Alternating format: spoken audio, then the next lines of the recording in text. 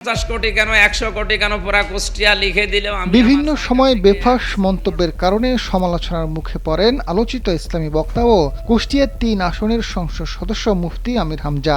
এবার 50 কোটি টাকা ঘুষ প্রস্তাবের অভিযোগ করায় আবারও বিপাকে পড়েছেন তিনি। কুষ্টিয়া মেডিকেল কলেজ বন্ধ রাখতে 50 কোটি টাকা ঘুষের প্রস্তাবের অভিযোগ করেন আমির হামজা। শুধু মেডিকেল কলেজের জন্য 50 কোটি টাকার জানা যায় গত 26শে ফেব্রুয়ারি এক ইফতার মাহফিলে বক্তব্যকালে আমির হামজা জানান, প্রায় সব মিলিয়ে শুধু মেডিকেল কলেজ বন্ধের জন্য 3 দিনে 50 কোটি টাকার উপর অফার দেওয়া হয়েছে। তাও কেউ জানে না, শুধু আল্লাহ ছাড়া। 50 কোটি কেন 100 কোটি পুরো কুষ্টিয়া লিখে দিলেও তার সিদ্ধান্ত থেকে এক চুলও নড়বেন না বলে জানান। এদিকে কুষ্টিয়া মেডিকেল কলেজ বন্ধ রাখতে 50 কোটি টাকা ঘুষের প্রস্তাব দেওয়া ব্যক্তিদের নাম পরিচয় প্রকাশের জন্য আমির হামজাকে আইনি নোটিশ পাঠানো হয়েছে। একই সঙ্গে নোটিশ পাঠানোর 7 দিনের মধ্যে ওই ব্যক্তিদের নাম জনসম্মুখে প্রকাশ করে আইনের হাতে তুলে দেওয়ার আহ্বান জানানো হয়েছে।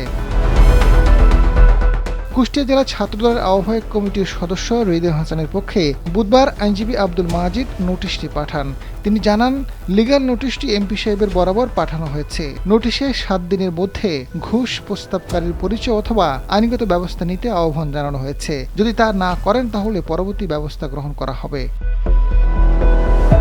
নোটিশ প্রেরণকারী উল্লেখ করেছেন, গণমাধ্যম ও সামাজিক যোগাযোগ মাধ্যমে বিভিন্ন সময়ে ছবি সহ আমির হামজার বক্তব্যের অংশ ফলাও করে প্রকাশিত হয়েছে। এখন প্রশ্ন হলো, শরিয়া আইন ও রাষ্ট্রীয় আইনে ঘুষ দাতা ও ঘুষ গ্রহীতা উভয় সমান অপরাধী। তাকে যারা ঘুষ প্রদান করতে চেয়েছেন তাদের নাম প্রকাশ না করে শুধু ভালো মানুষ সাজার জন্য 50 কোটি টাকা ঘুষ গ্রহণ করেননি বলে প্রচার করেছেন। ঘুষ প্রদানকারীদের নাম প্রকাশ না করা এবং আইনের হাতে তুলে না দেওয়ার অর্থে হল আইনের দৃষ্টিতে অপরাধীকে আশ্রয় প্রশ্রয় দেওয়ার শামিল। আজাদ ফারুক, সময়ের আলো।